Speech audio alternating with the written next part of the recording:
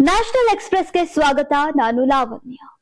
ಅಸ್ಸಾಂ ಮತ್ತು ಕೇರಳ ಮತ್ತು ಕೇಂದ್ರಾಡಳಿತ ಪ್ರದೇಶವಾದಂತಹ ಪುದುಚೇರಿಯಲ್ಲಿ ಏಪ್ರಿಲ್ 9ರಂದು ವಿಧಾನಸಭಾ ಚುನಾವಣೆ ನಡೆಯಲಿದೆ. ಚುನಾವಣೆಯ ಪ್ರಚಾರ ಮಂಗಳವಾರ ಸಂಜೆ ಕೊನೆಗೊಂಡಿದೆ. ಈಗ ಏಪ್ರಿಲ್ 9ರಂದು ಒಂದೇ ಹಂತದಲ್ಲಿ ಮತದಾನ ನಡೆಯಲಿದ್ದು ಮೇ 4ರಂದು ಫಲಿತಾಂಶ ಪ್ರಕಟವಾಗಲಿದೆ. ಅಸ್ಸಾಂನ 126 ಸ್ಥಾನಗಳು, ಕೇರಳದ 140 ಸ್ಥಾನಗಳು ಮತ್ತು ಪುದುಚೇರಿಯ 30 ಸ್ಥಾನಗಳಿಗೆ ಗುರುವಾರ ಒಂದೇ ಹಂತದಲ್ಲಿ ಮತದಾನ ನಡೆಯಲಿದೆ. ಅಸ್ಸಾಂನಲ್ಲಿ ಒಟ್ಟು 25 ಮಿಲಿಯನ್ ಮತದಾರರಿದ್ದಾರೆ.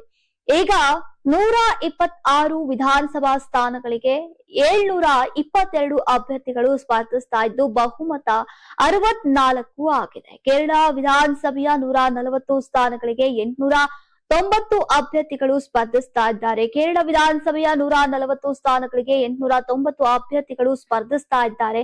ಇನ್ನು ಪ್ರಮುಖ ರಾಜಕೀಯ ಪಕ್ಷಗಳ ನಡುವೆ ತೀವ್ರ ಸ್ಪರ್ಧೆ ತ್ರಿಕೋಣವಾಗಿದೆ. ಸರ್ಕಾರ ರಚಿಸೋಕೆ 16 ಸ್ಥಾನಗಳ ಬಹುಮತದ ಅಗತ್ಯ ಇದೆ. ಸರಿಸುಮಾರು 4.43 ಲಕ್ಷ ಪುರುಷರು, 5 ಲಕ್ಷ ಮಹಿಳೆಯರು ಮತ್ತು 139 ತೃತೀಯ ಲಿಂಗದ ಮತದಾರರು ಸೇರಿದಂತೆ ಈಗ ಒಟ್ಟು 9.44 ಲಕ್ಷ ಮತದಾರರಿದ್ದಾರೆ. ಇನ್ನು ತಮಿಳುನಾಡು ಮತ್ತು ಬಂಗಾಳದಲ್ಲಿ ರಾಜಕೀಯ ಪಕ್ಷಗಳು ತಮ್ಮ ಚುನಾವಣಾ ಪ್ರಚಾರವನ್ನ ತೀವ್ರಗೊಳಿಸಿವೆ. ಬಂಗಾಳದಲ್ಲಿ ಏಪ್ರಿಲ್ 23 ಮತ್ತು 29ರಂದು 2 ಹಂತಗಳಲ್ಲಿ ಮತದಾನ ನಡೆಯಲಿದ್ದು, ತಮಿಳುನಾಡಿನಲ್ಲಿ ಏಪ್ರಿಲ್ 23ರಂದು ಒಂದೇ ಹಂತದಲ್ಲಿ ಮತದಾನ ನಡೆಯಲಿದೆ. ಪಂಚರಾಜ್ಯಗಳ ಚುನಾವಣೆಯ ಕಾವು ಜೋರಾಗ್ತಾ ಇದೆ. ನಾಳೆ ಕರ್ನಾಟಕದಲ್ಲಿ 2 ಪಕ್ಷಗಳ ಉಪಚುನಾವಣೆ ಹಾಗೂ 3 ರಾಜ್ಯಗಳ ವಿಧಾನಸಭಾ ಚುನಾವಣೆಯ ಮತದಾನ ನಡೆಯಲಿದೆ. ಈ ಪೈಕಿ ತಮಿಳುನಾಡು ವಿಧಾನಸಭೆ ಚುನಾವಣೆ ತೀವ್ರ ಪೈಪೋಟಿಯಿಂದ ಕೂಡಿದೆ. ಇಲ್ಲಿಯವರೆಗೆ ಡಿಎಂಕೆ, ಎಐಎಡಿಎಂಕೆ ಸೇರಿದಂತೆ ಕೆಲ ಪಕ್ಷಗಳ ನಡುವಿನ ಹೋರಾಟ ಇದೀಗ ವಿಸ್ತರಣೆಗೊಂಡಿದೆ. ಒಂದೆಡೆ ಬಿಜೆಪಿ ಶೇಕಡಾವಾರು ಮತದಲ್ಲಿ ಕೆಲ ಬದಲಾವಣೆ ತರಲಿದೆ. ಆದರೆ ನಟ ವಿಜಯ್ ನೇತೃತ್ವದ ಟಿವಿಕೆ ಪಕ್ಷ ಭಾರಿ ಬದಲಾವಣೆಯ ನಿರೀಕ್ಷೆಯಲ್ಲಿದೆ.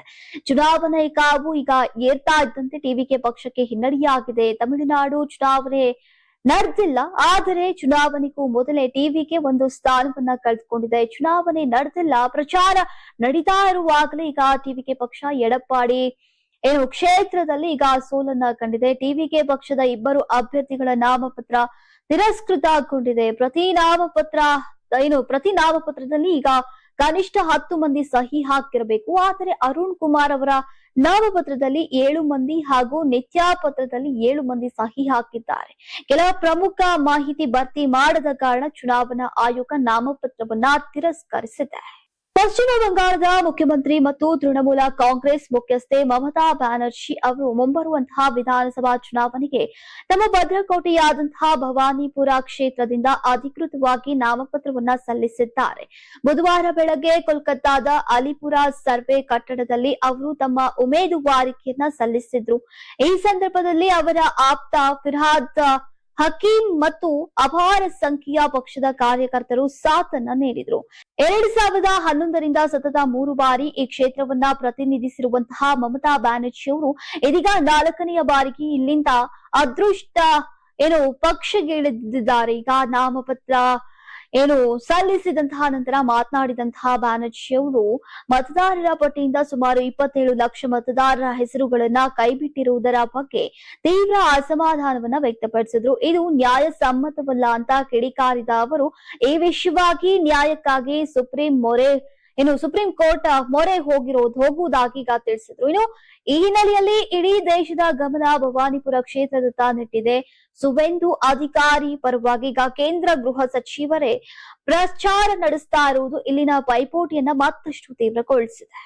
ಮಲ್ಲಿಕಾರ್ಜುನ್ ಖರ್ಗೆ ಕಾಂಗ್ರೆಸ್ನ ಹಿರಿಯ ರಾಜಕಾರಣಿ, ಎಐಸಿಸಿ ಅಧ್ಯಕ್ಷರು ಆಗಿರುವಂತಹ ಇದೇ ಖರ್ಗೆ ಅದ್ಯಾಕೋ ಗೊತ್ತಿಲ್ಲ ಬೇಕಂತಾನೆ ವಿವಾದಗಳನ್ನ ಮೈ ಮೇಲೆ ಎಳೆದುಕೊಳ್ತಾ ಇರುವಂತೆ ಕಾಣ್ತಾ ಇದೆ.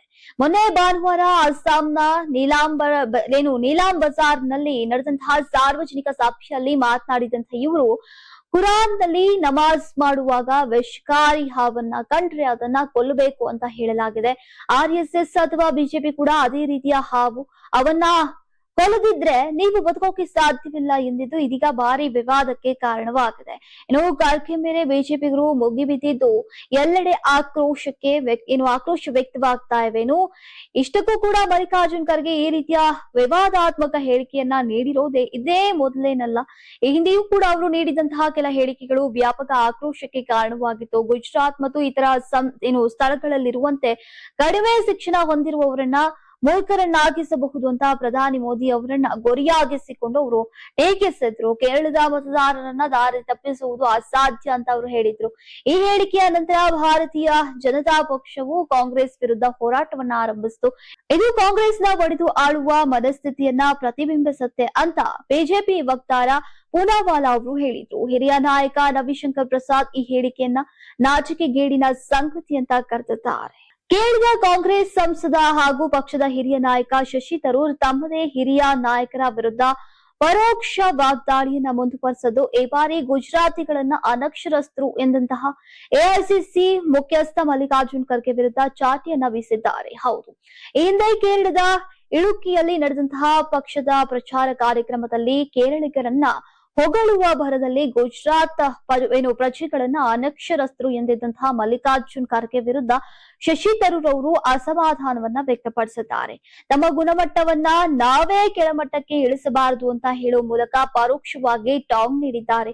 ಮಲ್ಲಿಕಾರ್ಜುನ್ ಖರ್ಗೆ ಹೇಳಿಕೆಗೆ ಈಗಾಗಲೇ ಬಿಜೆಪಿ ನಾಯಕರು ಹಿಗ್ಗಾಮುಗ್ಗಾ ಟೀಕಾ ಪ್ರಹಾರವನ್ನೇ ನಡೆಸ್ತಾ ಇದ್ದಾರೆ. ಗುಜರಾತ್ ಕಾಂಗ್ರೆಸ್ ಘಟಕ ಕೂಡ ಈ ಬಗ್ಗೆ ಮೌನ ವಹಿಸಿದ್ದು, ಆದರೆ ಶಶಿ ತರೂರ್ ಮಾತ್ರ ಈ ಬಗ್ಗೆ ಮಾತನಾಡುವಂತಹ ಮೂಲಕ ಈಗ ಕಾಂಗ್ರೆಸ್ ಹಿರಿಯ ನಾಯಕರ ಹುಬ್ಬೇರಿಸುವಂತೆ ಮಾಡಿದ್ದಾರೆ. ಇನ್ನು ರಾಜಕೀಯ ಭಾಷಣದ ಗುಣಮಟ್ಟ ಕುಸಿತಾ ಇದೆ. ನಮ್ಮ ಪಕ್ಷವನ್ನ ನಮ್ಮ ಗುಣಮಟ್ಟವನ್ನ ಕೆಟ್ಟ ಭಾಷೆ ಬಳಸುವವರ ಮಟ್ಟಕ್ಕೆ ಇಳಿಸಬಾರದು ಅಂತ ಹೇಳಿ ಕೇರಳ ಚುನಾವಣಾ ಪ್ರಚಾರದ ಸಂದರ್ಭದಲ್ಲಿ ಗುಜರಾತ್ ಜನರ ಬಗ್ಗೆ ನೀಡಿದಂತಹ ವಿವಾದಾತ್ಮಕ ಹೇಳಿಕೆಗೆ ಕಾಂಗ್ರೆಸ್ ಅಧ್ಯಕ್ಷ ಮಲ್ಲಿಕಾರ್ಜುನ್ ಖರ್ಗೆ ಅವರು ಕ್ಷಮೆ ಯಾಚಿಸಿದ್ದಾರೆ. ತಮ್ಮ ಹೇಳಿಕೆಗಳನ್ನ ಉದ್ದೇಶಪೂರ್ವಕವಾಗಿಯೇ ತಿರುಚಲಾಗಿದೆ, ನಾನು ಕ್ಷಮೆ ಯಾಚಿಸ್ತೇನೆ ಅಂತ ಅವರು ಹೇಳಿದ್ದಾರೆ. ಇನ್ನು ಗುಜರಾತ್ ಜನ ಅನಕ್ಷರಸ್ಥರು ಅಂತ ಖರ್ಗೆ ನೀಡಿದಂತಹ ಹೇಳಿಕೆ ವಿವಾದದ ಸ್ವರೂಪ ಪಡೆದುಕೊಳ್ತಾ ಇದ್ದಂತೆ ಕ್ಷಮೆ ಯಾಚಿಸಿದ್ದಾರೆ. ಕೇರಳದಲ್ಲಿ ಮಾಡಿದ ಚುನಾವಣಾ ಭಾಷಣದ ಬಗ್ಗೆ ಖರ್ಗೆ ಅವರು ಸ್ಪಷ್ಟೀಕರಣವನ್ನ ನೀಡಿದ್ದು ತಮ್ಮ ಹೇಳಿಕೆಗಳನ್ನ ಉದ್ದೇಶಪೂರ್ವಕವಾಗಿ ತಪ್ಪಾಗಿ ಅರ್ಥೈಸಲಾಗ್ತಾ ಇದೆ ಅಂತ ಹೇಳಿದ್ದಾರೆ. ಇನ್ನು ಗುಜರಾತ್ ಜನರ ಭಾವನೆಗಳನ್ನ ನೋಯಿಸುವ ಉದ್ದೇಶವನ್ನ ನಾವು ಎಂದಿಗೂ ಹೊಂದಿಲ್ಲ. ಗುಜರಾತ್ ಜನರ ಬಗ್ಗೆ ತಮಗೆ ಯಾವಾಗ್ಲೂ ಗೌರವ ಇದೆ ಮತ್ತು ಮುಂದೆಯೂ ಇರೋದಾಗಿ ಅವರು ಹೇಳಿದ್ರು.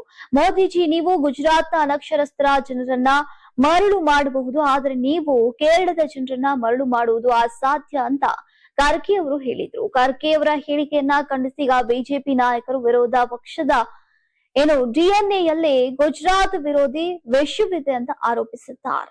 ಅಮೆರಿಕ, ಇಸ್ರೇಲ್ ಹಾಗೂ ಇರಾನ್ ನಡುವಿನ ಕದನ ವಿರಾಮ ಕುರಿತು ಭಾರತದ ಮೊದಲ ಬಾರಿಗೆ ಪ್ರತಿಕ್ರಿಯೆ ನೀಡಿದೆ. ನಾವು ಕದನ ವಿರಾಮವನ್ನ ಸ್ವಾಗತಿಸ್ತೇವೆ ಮತ್ತು ಅದು ಪಶ್ಚಿಮ ಏಷ್ಯಾದಲ್ಲಿ ಶಾಶ್ವತ ಶಾಂತಿಯನ್ನ ಸ್ಥಾಪಿಸುತ್ತೆ ಅಂತ ಆದೇಶಿಸುತ್ತೇವೆ ಅಂತ ಸಚಿವಾಲಯ ಹೇಳಿಕೆಯಲ್ಲಿ ತಿಳಿಸಿದೆ.